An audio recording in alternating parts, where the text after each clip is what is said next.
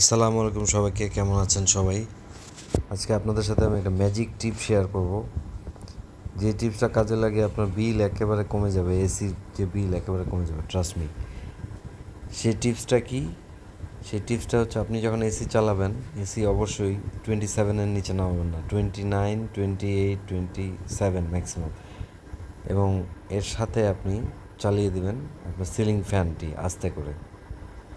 এতে হবে কি, আপনার এসি তো কুল ডাউন করবেই, সাথে এক্সট্রা এফোর্ট দিবে আপনার ফ্যান, যার ফলে আপনি ফিলটা পাবেন 26-25-এর মতো। এবং আপনি যদি 27-এর মধ্যেই এসিটা চালান, তাহলে আপনার কম্প্রেসারের লোড খুব কম পড়বে এবং কম্প্রেসার খুব দ্রুত 27 টেম্পারেচার বা 28 অ্যাচিভ করে ফেলবে, যার ফলে আপনার বিলটা খুবই কমে যাবে।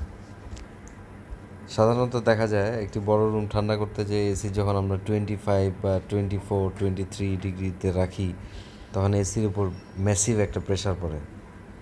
কিন্তু আপনি যদি 27-এর ভিতর টেম্পারেচারটা রাখেন এবং সাথে ফ্যান চালিয়ে দেন, তাহলে দেখবেন আপনার রুম দ্রুত ঠান্ডা হয়ে গিয়েছে এবং আপনার ইলেকট্রিসিটি বিল খুবই কম আসবে। যেমন আমি আমার নিজেরই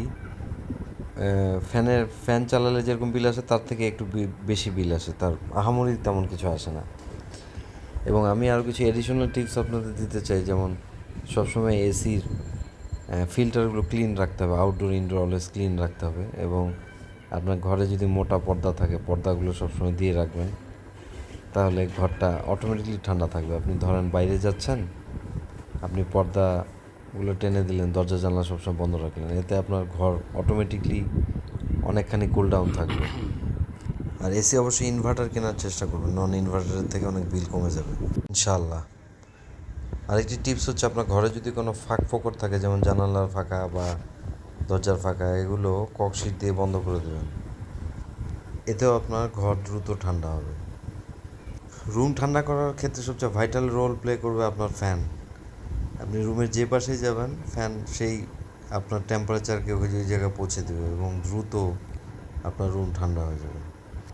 আপনি যে পাশেই যাবেন, ওই পাশেই ঠান্ডা ফিল করতে পারবেন। ধন্যবাদ সবাইকে ভিডিওটি দেখার জন্য।